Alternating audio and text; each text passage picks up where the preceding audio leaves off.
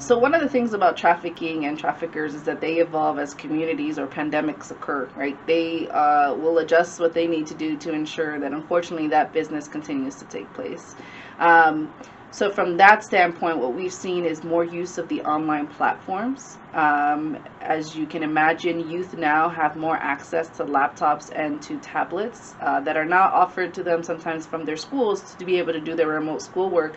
But traffickers and exploiters are using that as a means to be able to try to get in contact with youth, to lure them in and to start creating what they are calling relationships with these young people, with the intention of long-term exploitation or trafficking of the youth.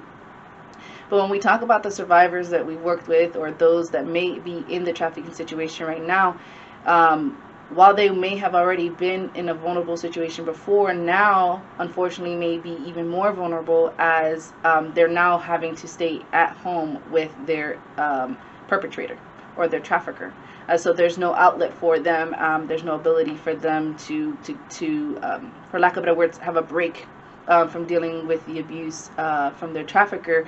And so we're also seeing increased calls and cases of domestic violence that often stem, the call may come in as a domestic violence situation, but if additional, questioning takes place, we often find that there also may be additional exploitation taking place.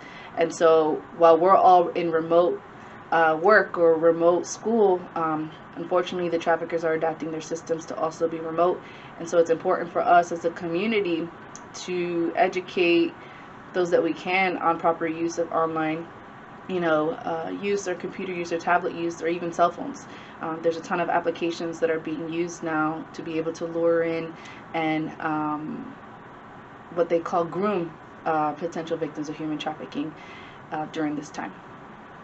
So one of the things for us that we want to highlight is parents having open communication with their children. And the appropriate use of social media, the appropriate use of the online platform.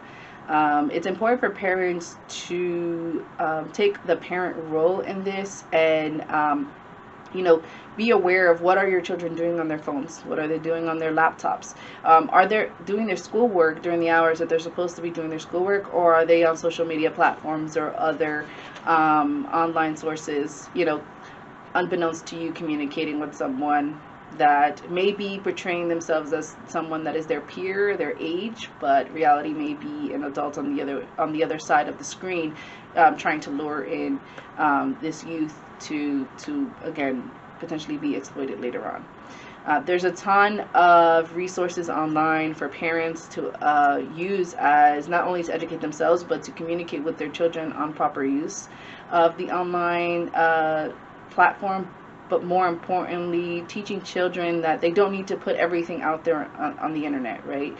They don't need to give their every mood or move, right? Because if they're having a bad day, for example, and they put that on social media, that could be a reason for someone to reach out and say, "Oh, you're having a bad day. I'm here to be your friend," or I can help you out, and it could be a streamline of that. And it's also important for parents to know, what are those apps that are out there that perpetrators are using to get in contact with the youth. And sometimes it's the apps that we all use, like Instagram, Facebook, or TikTok, or any of those, where we may not have that initial thought that it could be a tool that a trafficker will use to exploit. But if we think about it, that's where we're putting most of our information, our updates on what's going on in our lives. So it's just important for parents to be informed.